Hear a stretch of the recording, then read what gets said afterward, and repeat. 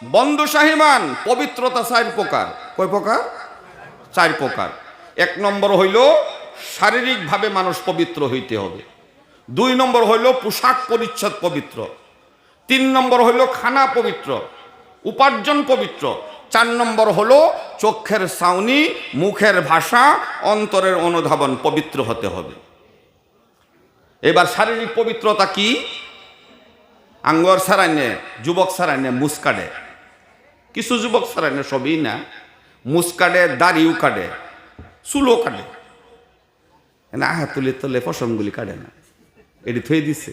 এটি তার নানা মরতে বলে কয়ে গেছে, নাতিন রে তোরে কি কইয়াম, একটা কথা কইয়া যায়। কি? কাজিরঙ্গার জঙ্গলটা পাহাড়টা সাফ হয়ে যেতেছে রে নাতিন, বাঘ বাল্লুক থাকবার জায়গা নাই, তোর জঙ্গলটা রাখ তো কামে খারি। মানুষ মরে যাওয়ার পরে আঙ্গরা ডাক্কা নেই, হুজুর গুসল দিতাম, গুঞ্জি খোলার পরে দিয়ে সাম্মা হুন বাড়িতেছে থেকে, জীবনে কাটছে না।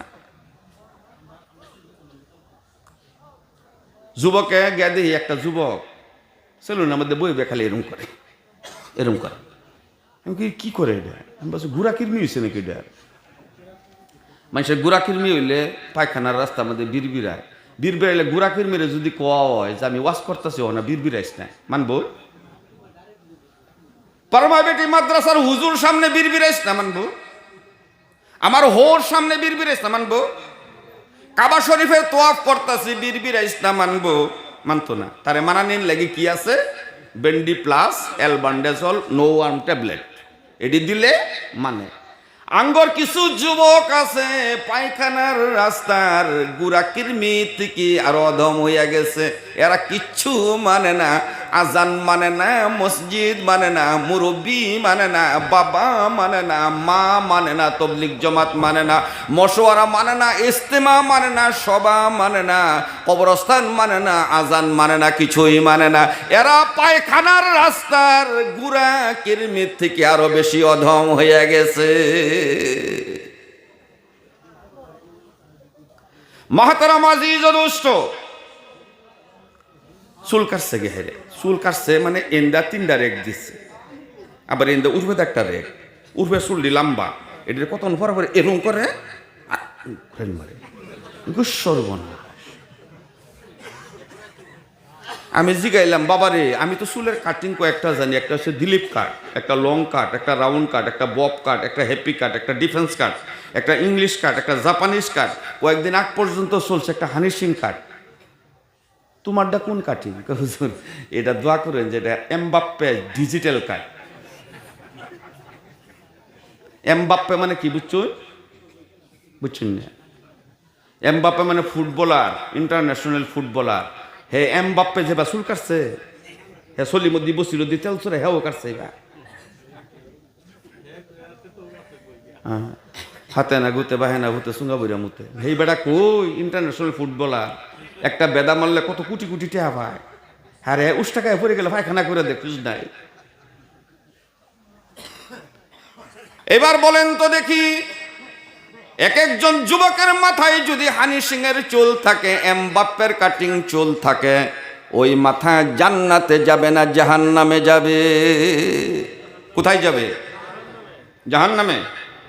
তাহলে চুল কাটার জন্য কিয়ামতের দিবসে মানুষ জাহান্নামে যাইতে হবে। এবার কেমন করে চুল কাটবেন সেটা আপনাদেরকে উপায় দিতে হবে। উপায় হলো, আপনাকে ডাক্তার বলেছে আপনার মাথার মধ্যে খাজলি হয়েছে অথবা দাউদ হয়েছে, ডাক্তারের কাছে গেলেন, ডাক্তার বলছে মাথা খুরাও। আপনি মনে মনে ভাবতে হবে আমি মাথা খুরাবো, কিন্তু আমার নবী মাথা খুরাইয়াছিলেন, আমিও খুরাইলাম। আরেকবার চুল না কাটা পর্যন্ত সুন্নতের সওয়াব অহরহ আপনার মাথার মধ্যে জারি থাকবে। নবীজি খাটো খাটো চুল রেখেছিল, ছোট ছোট। আপনি চুল কাটার সময় মনে মনে ভাবতে হবে আমি নবীর উম্মত।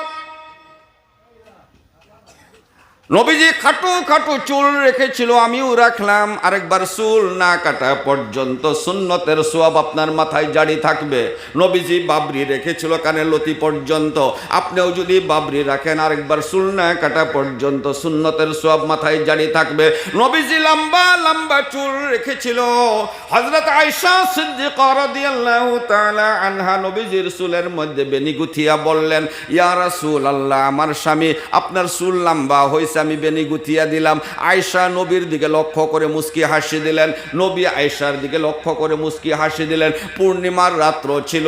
জিবরাইল বললেন, রাসূল গো, আপনি মুস্কি হাসি দিলেন আয়েশার দিকে লক্ষ্য করে, আয়েশা আপনার দিকে লক্ষ্য করে মুস্কি হাসি দিয়েছে, তার জন্য 70,000 জাহান্নামী গুনাহগার উম্মতকে আল্লাহ মাফ করে দিয়েছে। সুন্নত, এক একটা সুন্নতের কি দাম। নবীজি যেভাবে চুল কাটতো তেমন ভাবে চুল কাটবেন। শুক্রবারে নখ কাটবেন, মুছ কাটবেন, চুল কাটবেন, বগালের নিচে চুলগুলি প্রত্যেক শুক্রবারে কাটবেন। যদি এক শুক্রবারে কাটতে না পারেন দ্বিতীয় শুক্রবারে, দ্বিতীয় শুক্রবারে কাটতে না পারেন তৃতীয় শুক্রবার, তৃতীয় শুক্রবারে কাটতে না পারেন 40 দিনে আগে কাটিয়া সাফ করে। শুক্রবারে কাটলে কোনো জায়গায় যদি ব্লেড লাগিয়া, যদি নবীজি শুক্রবারে কাটতেন, আপনারাও যদি শুক্রবারে কাটেন, ব্লেড লাগার পরে যদি রক্ত বাহির হয়ে যায়, সেই রক্তটা শহীদের রক্তের সঙ্গে ওজন করে আপনাকে সুন্নতের সোয়াব দেওয়া হবে। কোন সুবহানাল্লাহ। সেজন্য শুক্রবারে আসেন। এইবার মান আহইয়া সুন্নতি ইনদা ফাসাদি উম্মতি ফালাহু আজরু মিআতি শাহীদিন আও কামা ক্বালা আলাইহিস সালাতু ওয়াস সালাম। আখেরি জামানায় একটা সুন্নত জিন্দা করলে 100 শহীদের সমতুল্য সওয়াব তার আমলনামায় দেওয়া হয়। এইবার কোন শহীদ? নবীজি বললেন, বিলাল, যুদ্ধে যাইতে হবে, সাহাবাদিগকে বলো তারা যেন ফজরের নামাজ মসজিদে নববীতে আদায় করে নে। বিলালের ঘোষণার সঙ্গে সঙ্গে সাহাবারা দৌড়াদৌড়ি আরম্ভ করলো। কেউ তরোয়াল লইয়া, কেউ খঞ্জর নিয়ে, কেউ নেজা নিয়ে, কেউ লাঠি নিয়ে, কেউ তীর নিয়ে দৌড়াদৌড়ি করে কে মসজিদে নববীতে আগে নামাজ আগে যাইতে পারে, হাজির হইতে পারে। একজন মা 7 বছরের ছোট একটা বাচ্চা বুকের মধ্যে লইয়া কানতে, এই বাবা কি হইছে? ফাজলামি করুন। সাহাবাগর কথা কইল ধরে না শুনল, হটকায় নবী কিউনি পলিসি হয়। মাহতারাম আজিজ ও দোস্ত, সাহাবায়ে কেরাম রিদওয়ানুল্লাহি তাআলা আলাইহিম আজমাইন দৌড়াদৌড়ি শুরু করলেন। দৌড় পাইরা মায় বুহের মধ্যে 7 বছরের বাচ্চা লইয়া কান্দে। কান্দতে কান্দতে জিগায় শুধু বাচ্চা সজাগ হইয়া, মা, জীবনে কোনোদিন কান্দা দেখলাম না, আজকে লিয়ে আনে কান্দো নিবা। মা বলছে, বাবারে, তুমি ছোট মানুষ, কান্দার কারণ তোমায় বুঝাইলে লাভ নাই। তোমার আব্বাজান মহাবীর ছিল। আমি যুদ্ধের ময়দানের জন্য, নবীজি যুদ্ধের ময়দানের জন্য, ইসলাম প্রতিষ্ঠা করার জন্য, কোরআন প্রতিষ্ঠা করার জন্য, নামাজ প্রতিষ্ঠা করার জন্য নবীজি যুদ্ধের জন্য আহ্বান করেছে। আমি যুদ্ধের ময়দানে পাঠাইলাম। তোমার আব্বাজান যুদ্ধ করতে করতে যুদ্ধের ময়দানে শহীদ হইয়া গেছে। যুবতী অবস্থায় আমি ধৈর্য ধারণ করেছি তোমাকে নিয়ে। কাল কিয়ামতের দিবসে আল্লাহকে বলবো, আল্লাহ গো, যুবতী অবস্থায় ইসলামের জন্য আমার স্বামী শহীদ হইয়াছিল, সেই শহীদের জন্য গোটা নবীর উম্মতের গুনাহ মাফ করে দাও। কিন্তু আজকে আবার নবীজি ডাক দিয়েছে নামাজ প্রতিষ্ঠা করার জন্য, কোরআন প্রতিষ্ঠা করার জন্য, ইসলাম প্রতিষ্ঠা করার জন্য ডাক দিয়েছে। আমি আজকে কাউকেও দিতে পারি না আমার বাড়ির থেকে। তুমি ছোট বাচ্চা, তুমি যদি বড় হইতা তাহলে যুদ্ধের ময়দানে আমি পাঠাইতাম। তুমি যুদ্ধ করতে করতে শহীদ হইলে আল্লাহকে বলতে পারতাম, আল্লাহ, আমি শহীদের মা এবং শহীদের স্ত্রী, 2 শহীদের জন্য গোটা নবীর উম্মতকে তুমি মাফ করে দাও। কিন্তু তুমি তো ছোট মানুষ, তোমাকে যুদ্ধের ময়দানে যাইতে দিবে না। সেজন্য ইসলাম থেকে মুনহারিফ হয়ে গেলাম, যুদ্ধের থেকে মুনহারিফ হলাম। সেজন্য আমি কাঁদতেছি। ছোট বাচ্চা বলে, মা গো, কালকে সকালবেলা যখন নবীজি যুদ্ধের জন্য সাহাবাদিকে নির্বাচিত করবে, সর্বশেষ তুমি নবীজির সম্মুখে আমাকে হাজির করে দিবে। আমি আশা রাখি তোমার মনের আশা আমি পুরা করতে পারবো। সকালবেলায় সাহাবাদিগকে নবীজি যখন নির্বাচন করেন, ল্যাংরা সাহাবা, হাত একটা ল্যাংরা, মুখটাও বেঁকা, পাওটাও ল্যাংরা, সেও বলেছে রাসূল আমি যুদ্ধে যাইতে চাই। নবীজি বললেন তুমি কেমন ভাবে যুদ্ধ করবে? বলছে ইয়া রাসূলুল্লাহ আমার একটা হাত ভালো, এক হাতে তরোয়াল চালাইয়া আমি শহীদ হতে চাই। নবীজি বললেন তুমি যাইতে হবে না। অন্ধ সাহাবা দাঁড়াইছে, ইয়া রাসূলুল্লাহ আমি যুদ্ধে যাব, শহীদ হয়ে যাব ইসলামের জন্য। নবীজি বললেন তুমি কেমন ভাবে যুদ্ধ করবে? বলছে ইয়া রাসূলুল্লাহ আমি আওয়াজ শুনে শুনে তরোয়াল চালাইতে পারি। নবীজি বললেন তুমি যাইতে হবে না। নির্বাচন করা হলো। সর্বশেষ 7 বছরের ছোট বাচ্চা নবীজির সম্মুখে চোখের পানি ঝরাইয়া সালাম দিয়ে বলছে ইয়া রাসূলুল্লাহ আমার একটা কথা আপনি শুনবেননি। বলছে কি কথা? আমার মা সারা রাত্র ভর আমাকে বুকে নিয়ে কানতে কানতে পরিশান। আমার আব্বা জান এমন ভাবে যুদ্ধের ময়দানে শহীদ হয়েছে রাসূল। আমার আম্মা জান এমন ভাবে আল্লাহর কাছে দাবি করবে আমি যদি বড় হইতাম আমাকে যুদ্ধের ময়দানে পাঠাইতো। আমি এখন ছোট মানুষ, আমি জানি আপনি আমাকে যুদ্ধের ময়দানে পাঠাবেন না। রাসূল কোনো সাহাবার যদি ঢাল ভাঙিয়া যায়, সাহাবা যদি যুদ্ধ করতে না পারে, ইসলাম পরাজয় হয়ে যাবে। রাসূল গো আমাকে যুদ্ধ যাইতে দেন, আমি যুদ্ধ করব না। কোনো সাহাবার যদি ঢাল ভাঙিয়া যায়, আমাকে ধরে ঢাল বানাইয়া রাসূল যুদ্ধ করবে, ইসলামের ডঙ্কা জয়ী হয়ে যাবে। নবীজি ঝাড় ঝাড় হইয়া চোখের পানি ঝরাইয়া আল্লাহর কাছে হাত উঠাইয়া নবী দোয়া করে, আল্লাহ গো আমার এই মাসুম উম্মতকেও তুমি শহীদ হিসাবে কবুল করেছো। যুদ্ধে যাইতে দেওয়া হলো। সাহাবারা যুদ্ধ করে, ছোট বাচ্চা ফাঁকে ফাঁকে ঘুরে।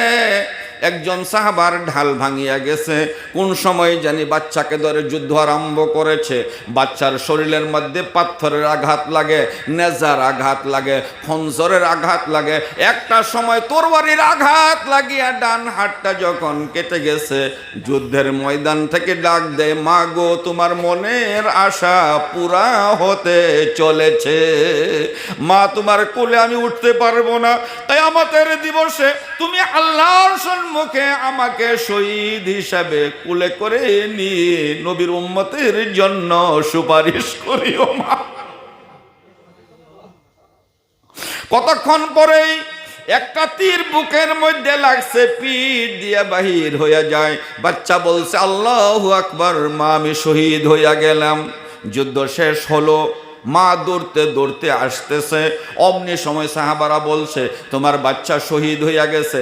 বাচ্চাকে কোলে দেওয়া হলো। তীরটা যখন টান মারিয়া খুলছে, বুকের থেকে কলিজা বাহির হইয়া কলকল করে রক্ত বাহির হয়।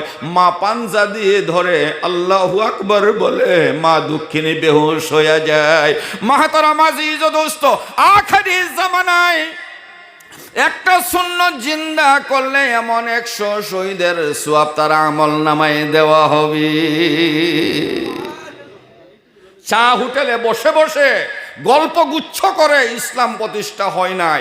এক একজন সাহাবার গলা কাটাইয়া, মাথা কাটাইয়া, কলিজা বাহির করে মানুষ চাবাইছে, তারপরে নামাজ প্রতিষ্ঠা হয়েছে। অত সহজ না ইসলাম, অত সহজ ব্যাপার না। সাহাবাদিকে নবীজি বললেন সাহাবা তোমরা যুদ্ধে যাইতে হবে। সাহাবারা বললেন আল্লাহু আকবার, ইয়া রাসূলুল্লাহ আমরা যুদ্ধে যাব। সাহাবাদের পাগড়ি ছিঁড়া, পেট পিঠের লগে লাগিয়া পড়ছে, পাঞ্জাবি ছিঁড়া। একটা সাহাবার আতন খেজুরের ডাকবা হেডা লই খারইছে। ডাকবা খারুনির পরে একজন সাহাবা আইসে থর থর করে কাঁপতে কাঁপতে মাটির মধ্যে পড়ে গেছে। নবীজি টাইন্না দূরে উড়াইছে, তোমার মির্গি বেমার আছে? বলছে ইয়া রাসূলুল্লাহ আমার কোনো মির্গি বেমার নাই। We don't have any disease ইয়া রাসূলুল্লাহ, we have heard about the নবুওয়াত নবুয়তের বিষয় নিয়ে যেদিন শুনেছি, রাসূল we have left my home, আমার ঘর ছাড়ছি, we have left my wife, আমার বিবি ছাড়ছি, বাচ্চা ছাড়ছি, কিছু খেজুর নিয়ে আসলাম রাসূল, আপনার দরবারে পানি নিয়ে আসলাম। খেজুর খাইতে খাইতে রাসূল খেজুর শেষ হয়ে গেছে, পানি শেষ হয়ে গেছে। আমরা শুনেছি জিব্রাইল আলাইহিস সালাম, দ্যাট বেস্ট এঞ্জেল জিব্রাইল আলাইহিস সালাম has revealed the holy Quran upon the best prophet মুহাম্মদুর রাসূলুল্লাহ সাল্লাল্লাহু আলাইহি সাল্লাম থ্রু দ্য বেস্ট এঞ্জেল জিব্রাইল আলাইহিস সালাম ইনটু দ্য গার হিরা। ফার্স্ট ভার্স ইজ ইকরা বিসমি রাব্বিকাল্লাযী খালাক, be read by the name of your creator. যেদিন আমরা শুনতে পাইলাম জিব্রাইল আলাইহিস সালাম কোরআনে কারীম আপনার উপর অবতীর্ণ করতে চলেছে, রাসূল ওই দিন সব কিছু ছাড়লাম, আপনার পিছনে পিছনে ঘুরি, রাসূল একটা আয়াত অবতীর্ণ হয়, আপনি আমাদেরকে শোনান, সারা দিনে মুখস্থ করি, আরেকটা অবতীর্ণ হয়, আবার মুখস্থ করি, বাড়ির যাওয়ার জন্য সময় নাই। রাসূল 10 দিন যাবৎ কিছুই খায় নাই, গাছের পাতা লতা সাবাইয়া পানির দ্বারাই গিলে গিলে রাসূল 10 দিন পার করেছি। গাছের পাতা সাবাইয়া যুদ্ধ করে ইসলামের ডঙ্কাকে জয়ী করেছেন, নামাজ প্রতিষ্ঠা করেছেন, কোরআন প্রতিষ্ঠা করেছেন। অত সহজ ব্যাপার না। সেজন্য কবি নজরুল বললেন কি, বাজে সে দামামা বাদরে আমামা শির উঁচো করে মুসলমান, বাজে সে দামামা। বুঝছেন কিছু? বুঝেন নাই? দামামা মানে কোরআন হাদিসের ইসলামের আলুর ঝঙ্কা আওয়াজ, ডঙ্কা বাজছে, বাজে সে দামামা বাদরে আমামা, মুসলমান পাগড়ি মারো, শির উঁচো করে মুসলমান, মুসলমান মাথা আঙ্গাও ইসলামের জন্য। দাওয়া